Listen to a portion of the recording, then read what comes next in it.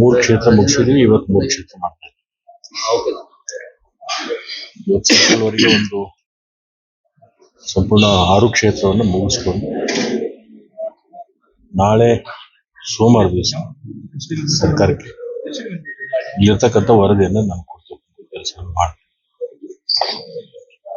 ಕೆಲವೊಂದು major issues ಅದಾವೆ, ಅದ್ರ ಬಗ್ಗೆ ಸ್ವಲ್ಪ ಮುಖ್ಯಮಂತ್ರಿಗಳ ಅಧ್ಯಕ್ಷತೆಯಲ್ಲಿ ಒಂದು ಕೆಲವೊಂದು ಸಭೆಗಳನ್ನು ಮಾಡಬೇಕಾಗತ್ತೆ. ಸ್ಲೈಡಿಂಗ್ ಬಹಳ ದೊಡ್ಡ ಒಂದು ಸಮಸ್ಯೆ ಇದೆ. ಅದನ್ನ ಇಲ್ಲಿ ಇರ್ತಕ್ಕಂಥ ಎಲ್ಲ ಸ್ಥಳೀಯ ಶಾಸಕರನ್ನು ತೆಗೆದುಕೊಂಡು ಮುಖ್ಯಮಂತ್ರಿಗಳಿಗೆ ಅಧಿವೇಶನ ನಡೆತಕ್ಕಂಥ ಸಂದರ್ಭದಲ್ಲಿ ಒಂದು ಸಭೆ ಮಾಡ್ತೀವಿ, ಮನವರಿಕೆ ಮಾಡಿಕೊಡುವಂತ ಮಾಡ್ತೀವಿ. ಏನ್ ಪರ್ಯಾಯವಾಗಿ ಏನ್ ಮಾಡ್ಬೇಕು ಅನ್ನೋ ಒಂದು ಚಿಂತನೆ ಕೂಡ ನಾವು ಮಾಡ್ತೀವಿ. ಈಗಾಗಲೇ ನಾವೆಲ್ಲ ಅಧಿಕಾರಿಗಳಿಗೆ ಸಭೆಯಲ್ಲಿ ಕೆಲವೊಂದು ಸೂಚನೆಗಳನ್ನು ಕೊಟ್ಟಿದ್ವಿ. ಕುಡಿ ನೀರಿನ ಬಗ್ಗೆ ಇರ್ಬೋದು, ತಕ್ಷಣಕ್ಕೆ ಏನೇನು ಕ್ರಮಗಳನ್ನು ಸೂಚನೆ ಮತ್ತು ಆಯಾ ಇಲಾಖೆ ಒಂದು ಬೆಳೆ ಹಾನಿಯಾಗಿರ್ತಕ್ಕಂಥದ್ದು ಇರ್ಬೋದು, ಇನ್ಶೂರೆನ್ಸ್ ಸ್ಪರ್ಧೆ ಇರ್ತಕ್ಕಂಥದ್ದು, ಇಂಥವೆಲ್ಲವೂ ಕೂಡ ನಾವು ಗಮನ ಹರಿಸ್ತೇವೆ. ಸರ್, ಈಗ ಮೇಜರ್ ಆಗಿ ಎಲ್ಲಿ ಹೆಚ್ಚು ಹಾನಿಯಾಗಿ? ಮಳೆ ಸ್ವಲ್ಪ ಕೊರತೆ ಇದೆ, ಇನ್ನು ಸಮಯ ಇದೆ. ಈಗ ಆಗಸ್ಟ್ ತಿಂಗಳು ಒಂದು ನೋಡೋಣ, ಅದ್ರ ಮೇಲೆ ಏನು ತಗೋಬೇಕು ಸರ್ಕಾರ. ಈಗ ಈ ಭಾಗದಲ್ಲಿ ಎಷ್ಟು ಅನಾಹುತ ಆಗಿರುವಂತ ಸರ್ ಟೋಟಲಿ ಡ್ಯಾಮೇಜ್? ಪ್ರತಿಯೊಂದು ಇಲಾಖೆಯವರು ವರದಿ ಕೊಡ್ತಾರೆ. ಈಗ ಪ್ರತ್ಯಕ್ಷ ನೋಡಿ ಮಾಡಿದ್ರಿ ಸರ್ ನೀವು ಮೀಟಿಂಗ್ ದಲ್ಲಿನೂ ಕೂಡ ಬ್ರೀಫ್ ಮಾಡಿದರೆ, ರೈಟಿಂಗ್ ದವರು ಎಲ್ಲರಿಗೂ ಕೂಡ ತಗೊಳಕ್ ಹೇಳಿದ್ದೀನಿ. ಈಗ ಅವ್ರು ಕೊಟ್ಟಿರ್ತಕ್ಕಂಥ ವರದಿಗೆ ನಾವು ನೋಡಿದ್ದಕ್ಕೆ ಏನು ವ್ಯತ್ಯಾಸ ಇದೆ ಅನ್ನೋದು ನಾವು ಪರಿಶೀಲನೆ ಮಾಡ್ತೀವಿ. ಸರ್, ಈಗ ಎಲ್ಲ ಒಂದ್ ಕಡೆ ಅಸಮಾಧಾನವನ್ನ ನಿನ್ನೆ ಕೂಡ ಸತೀಶ್ ಶೈಲ್ ಅವರು ಕೂಡ ತೋರಿಸ್ಕೊಂಡ್ರು. ಯಾರು? ಸತೀಶ್ ಶೈಲ್ ಅವರು ಕೂಡ ನಿನ್ನೆ ಮೀಟಿಂಗ್ ಬಂದ ನಂತರದಲ್ಲಿ ಅವರು ಮಾಧ್ಯಮಗಳಿಗೆ ಹೇಳಿಕೆ ಕೊಟ್ಟರು. ಯಾರು? ಸತೀಶ್ ಶೈಲ್ ಅವರು.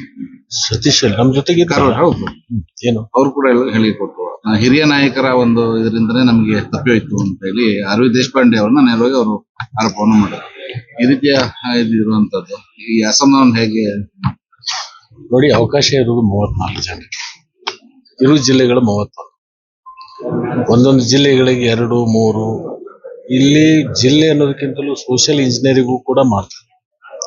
ಸೋಷಿಯಲ್ ಇಂಜಿನಿಯರಿಂಗ್ ಮಾಡುವಂತ ಕೆಲವೊಂದ್ಸರಿ ಅವಕಾಶಗಳು ವಂಚಿತ ಆಗುತ್ತೆ. ಬೇರೆ ಬೇರೆ ಹಂತದಲ್ಲಿ ಬೇರೆ ಅವಕಾಶಗಳು ಅವ್ರಿಗೆ ಒದಗಿಸಿಕೊಡುವಂತದನ್ನ ಪಕ್ಷ ಮತ್ತು ಸರ್ಕಾರ ಅದನ್ನು ಮಾಡ್ತಾರೆ. ಸ್ವಲ್ಪ ಮಟ್ಟಿಗೆ ಅಸಮಾಧಾನ ಇರ್ತದೆ, ಒಂದ್ 4 ದಿವಸ ಆದ್ಮೇಲೆ ಅದು ಕಡಿಮೆ ಆಗುತ್ತೆ. ಮಾಜಿ ಸಚಿವ ಹೋದಾಗ ಒಂದು ವೈರಾಗ್ಯ ಬರ್ತೈತಲ್ಲ, ಹಂಗ ಸ್ವಲ್ಪ ತಪ್ಪಿದಾಗ ಸ್ವಲ್ಪ ಅಸಮಾಧಾನಗಳು ಬಂದಿರ್ತದೆ. 4-6 ದಿವಸದಲ್ಲಿ ಬಗೆಹರಿಯುತ್ತೆ. ಈಗ ಮೊನ್ನೆ ಕೆಲವೊಬ್ರು ಶಾಸಕರು ರಾಜೀನಾಮೆನ ಕೊಟ್ಟಿದ್ರು. ವಾಪಸ್ ಕ್ಷೇತ್ರಕ್ಕೆ ಹೋದ್ಮೇಲೆ ಅವರಿಗೆ ಮನವರಿಕೆ ಆಯ್ತು, ಬೇಡ ಮುಂದೆ ಮತ್ತೆ ಅವಕಾಶಗಳು ಸಿಗ್ತಾವ ಅನ್ನೋದು ಅವ್ರಿಗೆ ಅರಿವಾದ್ಮೇಲೆ ವಾಪಸ್ ತಗೊಂಡಿರ್ತಕ್ಕಂಥ ಸ್ವಲ್ಪ ದಿವಸ ಇರ್ತದೆ. ಈಗ ಒಂದೇ ಪಕ್ಷದಲ್ಲ, ಅಸಮಾಧಾನ ಆಗೇ ಇಲ್ಲ. ಸಮಾಧಾನ ಮಾಡೋ ಪ್ರಶ್ನೆ ಇಲ್ಲಿ ಕೇಳ್ತಾ ಇದ್ರಿ ನೀವು. ಎಲ್ಲಾದ್ರೂ ಹೇಳಿಕೆ ಕೊಟ್ಟಿಲ್ಲ, ಭೇಟಿಯಾಗಿ ಸ್ವಾಭಾವಿಕ ಪಕ್ಷದ ನಾಯಕರ ಮೇಲೆ ಭೇಟಿ ಆಗ್ತಾರೆ, ಚರ್ಚೆ ಮಾಡ್ತಾರೆ, ಮುಂದಿನ ನಿರ್ಮಾಣಗಳಲ್ಲಿ ಯಾವ ತರ ಸರ್ಕಾರ ನಡ್ಸ್ಕೊಂಡು ಹೋಗ್ಬೇಕು ಅಂತಕ್ಕಂಥ ಚಿಂತನೆ ಮಾಡ್ತಾರೆ.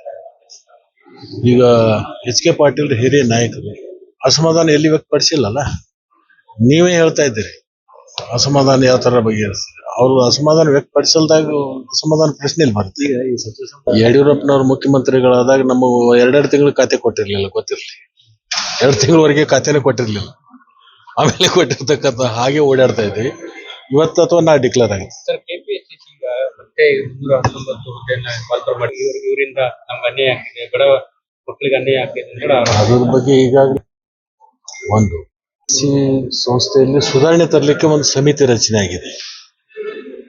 ಅಧಿಕಾರಿಗಳ ಮಟ್ಟದಲ್ಲಿ ಮತ್ತು ಕೆಲವೊಂದು ಹಿರಿಯರನ್ನ ಅದರಲ್ಲಿ ಸೇರಿಸಿಕೊಂಡಿರ್ತಕ್ಕಂಥ ಒಂದು ಕೆಪಿಎಸ್ಸಿ ಸುಧಾರಣಾ ಸಮಿತಿಯನ್ನು ನೇಮಕ ಆಗಿದೆ.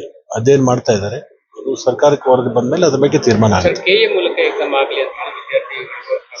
ಡಿಮಾಂಡ್ ಇದೆ ಅವ್ರು ಕೆಪಿಎಸ್ಸಿ ಬದಲಾಗಿ ಕೆದಿಂದ ಆಗ್ಬೇಕು ಅಂತ ಹೇಳ್ತಾರೆ. ನಾಳೆ ಕೆದಿಂದ ಏನಾದರೂ ಲೋಪದೋಷಗಳಾದಾಗ ಇನ್ನೊಂದು ಸಂಸ್ಥೆ ಕೇಳ್ತಾರೆ, ಸ್ವಾಭಾವಿಕ. ಬಗ್ಗೆ ಮುಖ್ಯಮಂತ್ರಿಗಳು ತೀರ್ಮಾನ. ಬಿಡದಿ 3 ದಿವಸ ಬಿಡದಿಯಿಂದ ಬಿಡದಿ ಟೌನ್ಶಿಪ್ ಜನಕ ಯಾರು ಅನ್ನೋದು ನೀವು ಒಂದು ಸ್ವಲ್ಪ ಅವಲೋಕನ ಮಾಡ್ಕೊಂಡು ಸಾರ್ವಜನಿಕರಿಗೆ ತಿಳಿಸಿದ್ರೆ ಒಳ್ಳೇದಾಗತ್ತೆ. ಯಾರು ಪ್ರಾರಂಭ ಮಾಡಿದ್ರು ಅದನ್ನ? ಇದ್ರ ಜನಕ ಯಾರು, ಯಾರ್ಯಾರ ಕಾಲದಲ್ಲಿ ಏನಾಗಿದೆ ಅನ್ನೋದು ಸ್ವಲ್ಪ ನಿಮಗೆ ವರದಿ ಇದೆ, ಅದನ್ನ ಸಾರ್ವಜನಿಕ ಮಾಡಿ. ನ್ಯೂಸ್ ಫಸ್ಟ್ ನಿರ್ಭೀತಿಯಿಂದ ನಿಮ್ಮ ಪರವಾಗಿ.